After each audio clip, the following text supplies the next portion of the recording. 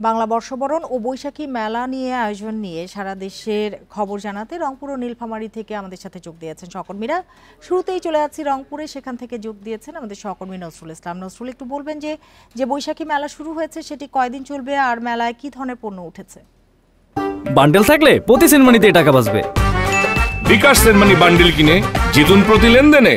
হ্যাঁ দেখুন, মূলত আসলে রংপুরে কিন্তু আমরা দেখেছি সকাল থেকে কিন্তু এই পয়লা বৈশাখী উদযাপন করার জন্য বিভিন্ন ধরনের কর্মসূচি কিন্তু হাতে নিয়েছে প্রশাসন। আপনি নিশ্চয়ই দেখছেন যে এটি কিন্তু একটা অর্থাৎ বৈশাখী মেলার আয়োজন করা হয়েছে। এই মেলায় আমরা দেখেছি যে 30টি স্টল রয়েছে। এটি কিন্তু বিভিন্ন ধরনের পসরা সাজিয়ে কিন্তু যারা মেলার আয়োজক তারা কিন্তু বসেছে। আমরা সকাল থেকে দেখেছি কিন্তু এই মেলায় ব্যাপক সংখ্যক লোকজন কিন্তু আসা যাওয়া করছেন এবং তারা কেনাকাটা করছেন। আপনি যদি জানিয়ে রাখি যে গ্রামে কিন্তু ঐতিহ্য রয়েছে যে লাঙ্গল জোয়াল দিয়ে কিন্তু জমি চাষ করা হয়, যেটি আসলে বর্ষবরণে এটি কিন্তু আমরা দেখেছি যে সবসময় কিন্তু জমি আবাদ করে থাকে এই লাঙ্গল জোয়াল দিয়ে। সেটি কিন্তু আসলে আস্তে আস্তে বিলুপ্তির পথে হচ্ছে। আমরা কিন্তু এখন পাইনি, এটি কিন্তু এখন মেশিন দিয়ে অর্থাৎ স্যালো মেশিন দিয়ে সেটি কিন্তু আবাদ করা হচ্ছে। মানুষ কিন্তু এখন সেটিকে ফিরে নেওয়ার জন্য, এবং তারা বলছেন যে এই যে 1432 খ্রিস্টাব্দে আসার পরে আমরা যে গ্রামীণ যে সাংস্কৃতিকগুলো এটি কিন্তু আস্তে আস্তে হারিয়ে যাচ্ছে। আপনি জানেন যে রংপুরে কিন্তু ঐতিহ্য যে রয়েছে ভাওয়াইয়া গান, এটি কিন্তু এখন আর আস্তে আস্তেই এটিও কিন্তু বিলুপ্তি হয়ে যাচ্ছে। আপনি নিশ্চয়ই জানেন যে কিছুক্ষণের আগেই আমরা দেখেছি যে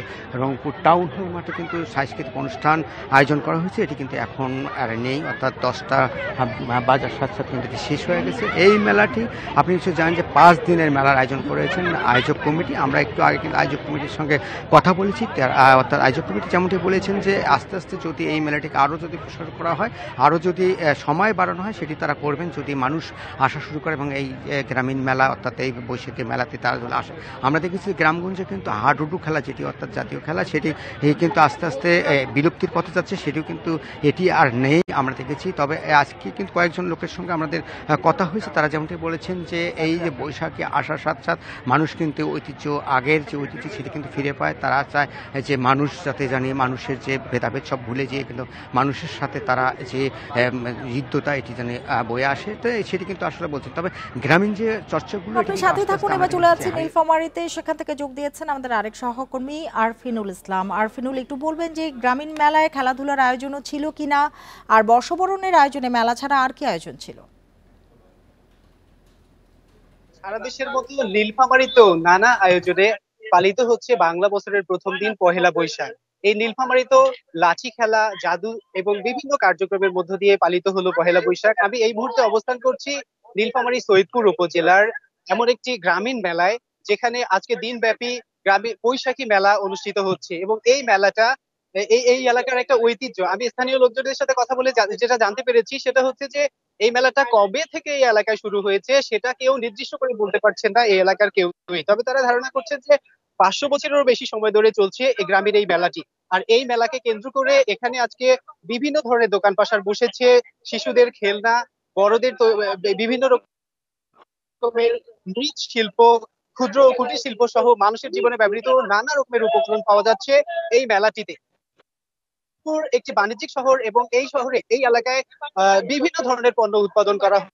মানুষের জীবনে ব্যবহার করা সব ধরনের পণ্যই এখানে পাওয়া যায়, যে কারণে এই মেলাটির একটি বাড়তি গুরুত্ব রয়েছে এই এলাকার মানুষের কাছে। যারা কারিগর রয়েছে মৃৎশিল্প সহ হস্ত ও কুটির শিল্পের, তারা আমাদেরকে জানিয়েছেন যে তারা সারা বছর অপেক্ষায় থাকেন এই পহেলা বৈশাখের এই মেলাটায়, কারণ এই মেলাকে কেন্দ্র করে এখানে ব্যাপক লোক সমাগম হয়। দেশের বিভিন্ন প্রান্ত থেকে মানুষ এখানে আসেন, যে কারণে তাদের বিক্রিও একটু বেশি হয়। এবং ক্রেতারাও আমাদেরকে জানিয়েছেন যে মেলায় একই সময়ে সব ধরনের পণ্য পর্যাপ্ত পরিমাণ আসার কারণে তারা খুঁজে খুঁজে তাদের পছন্দের পণ্যগুলো এখান থেকে সংগ্রহ করতে পারেন। তবে আমরা স্থানীয় এবং কারিগরদের সাথে কথা বলে এও জানতে পেরেছি যে মাত্র একদিন ব্যাপী এই মেলাটি হওয়ার কারণে তারা আরো এই মেলার সময় বর্ধিত করতে চান। এবং তারা আমাদেরকে জানিয়েছেন যে একটা সময় এই মেলাটা ব্যাপক পরিসরে অনেক লোক সমাগম হয়ে হতো, কিন্তু যত দিন যাচ্ছে তত এই মেলার পরিসর কমে যাচ্ছে। আজকে আমরা এখানে দেখতে পাচ্ছি যে এখন ঘড়ির কাঁটা রাত 10টা পেরিয়ে গেলেও কিন্তু এখানে যথেষ্ট অনেক লোক সমাগম রয়েছে। এবং তারা আমাদেরকে জানাচ্ছে যে এক সময় ছিল যে এখানে লক্ষ লক্ষ মানুষের সমাগম ঘটতো এবং দেশের বিভিন্ন প্রান্ত থেকে ক্ষুদ্র কুটির শিল্প, মৃৎশিল্পের কারিগররা এখানে আসতো, কিন্তু যত দিন যাচ্ছে মেলার পরিধি কমছে। এবং এই মেলা একদিকে যেমন মানুষের প্রাণের মেলা, একটা বিনোদনের অংশ, ঠিক সেরকম এলাকার বাচ্চা থেকে শুরু করে বড়রাও অপেক্ষায় থাকেন এই মেলাটির, কারণ এখান থেকে শিশুরা বিভিন্ন ধরনের খেলাধুলার জিনিসপত্র সংগ্রহ করতে পারেন এবং বয়স্করা, দাদুরা তাদের নাতিদেরকে নিয়ে মেলায় আসেন। বিভিন্ন ধরনের পছন্দের বুঝতে খাবার, পেরেছি। কেউ রংপুর ও ফুচকা নীলফামারী থেকে বৈশাখী মেলার খবর জানাচ্ছিলেন আমাদের সহকর্মীরা।